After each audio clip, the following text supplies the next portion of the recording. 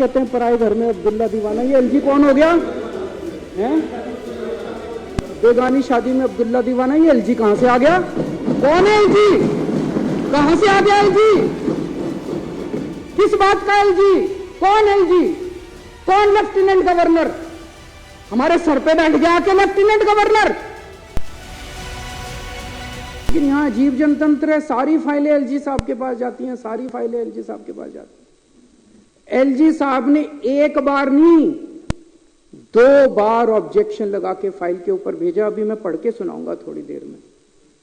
2 बार objection लगा के भेजा। तो जब बार बार ऑब्जेक्शन लगाया जाता है, एलजी साहब कह रहे हैं ना कि मैंने तो मना थोड़ी किया।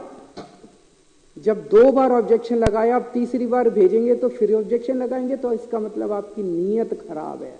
एक बाबू क्या करता है, आप अपना लाइसेंस बनाने जाते हो, लाइसेंस बनाने वाला मना थोड़ी करता है, वो ऑब्जेक्शन पे ऑब्जेक्शन, ऑब्जेक्शन पे ऑब्जेक्शन, फिर आप दलाल को पकड़ते हो। वो दलाल कहता है इतने पैसे दे दो, बाबू को अंदर पैसे दे दूंगा और वो फाइल क्लियर कर देगा। तो ये बार बार जो ऑब्जेक्शन लगाए जा रहे हैं, इसीलिए तो लगाए जा रहे हैं, नीयत खराब है। फिनलैंड टीचर्स को भेजने नहीं देना चाहते। आज मैं ये लेके आया हूं महोदय, बीजेपी वालों के कितने एमपीज ऐसे हैं, ये पूरी लिस्ट है, जो खुद विदेशों में पढ़ के आए हैं। इनकी कभी इनके मां बाप ने कॉस्ट बेनिफिट एनालिसिस करी? कितने एमपी ऐसे हैं जो खुद विदेशों में पढ़ के आए हैं? इनके कितने एमएलए ऐसे हैं जो खुद विदेशों में पढ़ के आए हैं?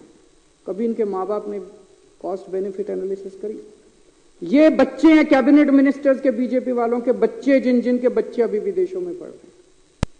मेरे को इससे कोई एतराज नहीं है, मैं किसी की शिक्षा के खिलाफ नहीं हूं।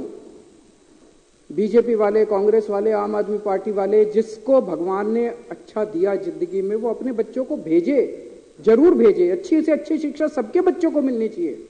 मैं इसके विरोध में नहीं हूं कि इन्होंने क्यों भेजा।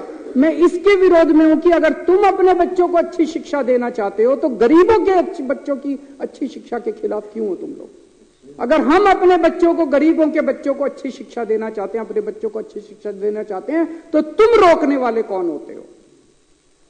ये एक फ्यूडल माइंडसेट है। ये कई सौ साल पुराने जो हमारे देश में फ्यूडल माइंडसेट है ना, कि गरीबों को अच्छी शिक्षा, इस जात के लोगों को, उस जात के लोगों को अच्छी शिक्षा नहीं मिलनी चाहिए, गरीबों को अच्छी शिक्षा नहीं शिक्षा जो है इन ठेकेदारों की बपौती रहनी चाहिए। इसको तोड़ना है हम लोगों को।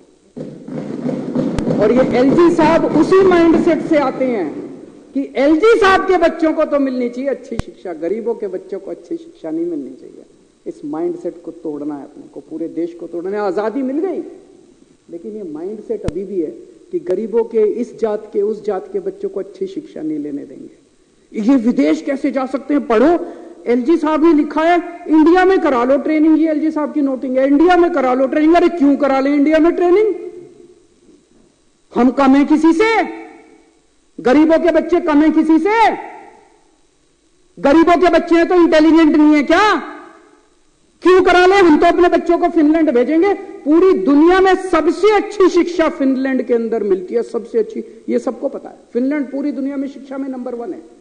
और उसमें भी जो नंबर 1 यूनिवर्सिटी है उसमें भेज रहे हैं हम। पूरी दुनिया में जो नंबर 1 है हम तो भेजेंगे सर।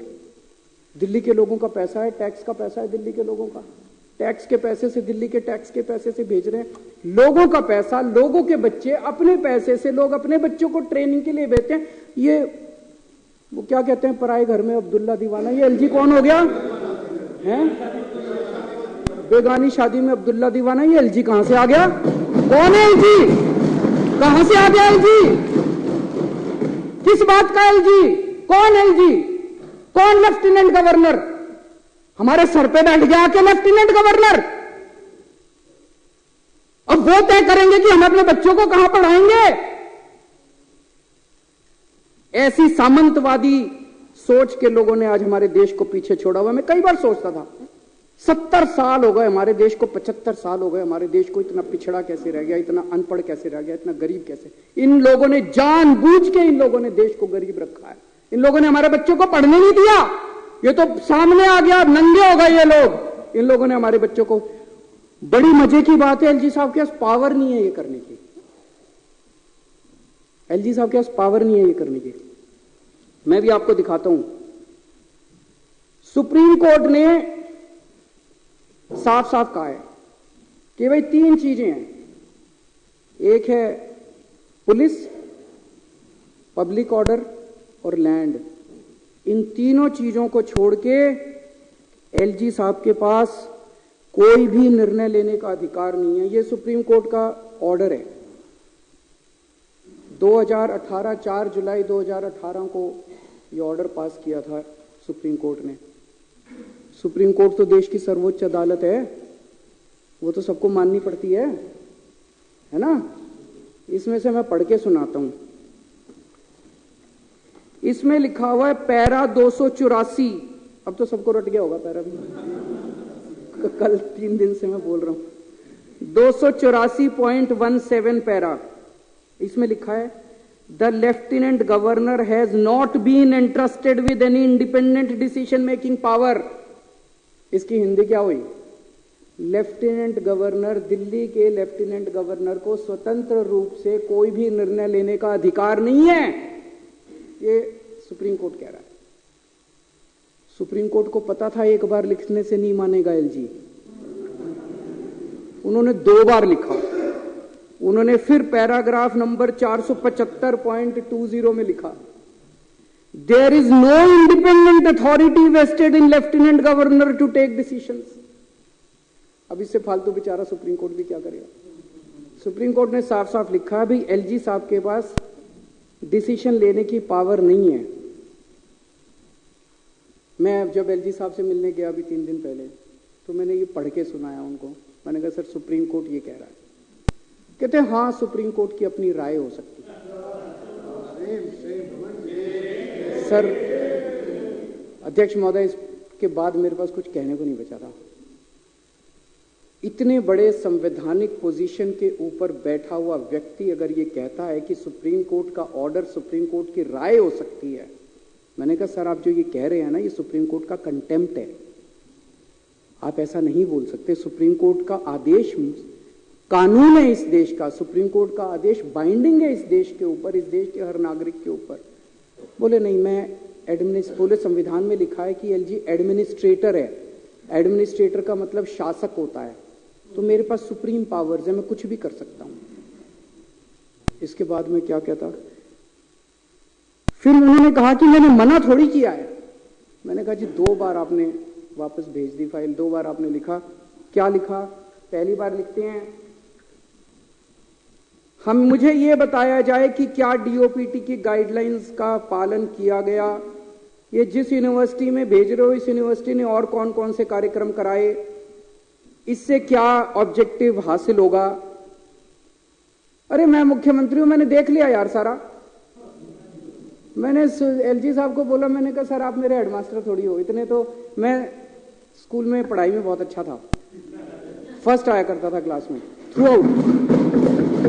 पहली क्लास से लेके 12वीं क्लास तक फर्स्ट आया। यूनिवर्सिटी टॉपर था, कुरुक्षेत्र यूनिवर्सिटी में टॉप किया था मैंने, पहले 6th पोजीशन थी मेरी। मेरे मास्टरों ने आज तक मेरा होमवर्क ऐसे चेक नहीं किया जैसे एलजी साहब आज मेरी फाइलें लेके बैठ जाते हैं। स्पेलिंग गलत है, हैंडराइटिंग खराब है, ये ऐसे क्यों नहीं लिखा, ये वैसे क्यों नहीं लिखा। मेरे मास्टरों ने ऐसे नहीं किया जैसे एलजी साहब मेरा होमवर्क चेक करते हैं। मैं चुना हुआ मुख्यमंत्री हूं, दिल्ली के 2 करोड़ लोगों ने मेरे को चुन के भेजा है। आप कौन है? मैंने उनसे पूछा आप कौन है, ये मैंने पूछा एलजी साहब से। मैंने कहा सर आप कौन है? मेरे को तो जनता ने चुन के भेजा। कहते मेरे को प्रेसिडेंट ने भेजा। मैंने कहा वैसे ही जैसे अंग्रेज वाइसरॉय भेजते थे वैसे ही आपको प्रेसिडेंट ने पहले। बोले आपकी सरकार अच्छी नहीं चल रही, आपने ये नहीं किया, आपने वो नहीं किया, आपकी सरकार में ये। मैंने सर वो वाइसरॉय जो होते थे ना, वो कहते थे you bloody Indians, you don't know how to govern. मैंने कहा एलजी साहब आज आप भी वही भाषा इस्तेमाल कर रहे हो, यू ब्लडी दिल्ली वालाज, you don't know how to govern. मैंने कहा सर दिल्ली छोड़ दो, हमारे हालात पे हम अपनी दिल्ली चला लेंगे।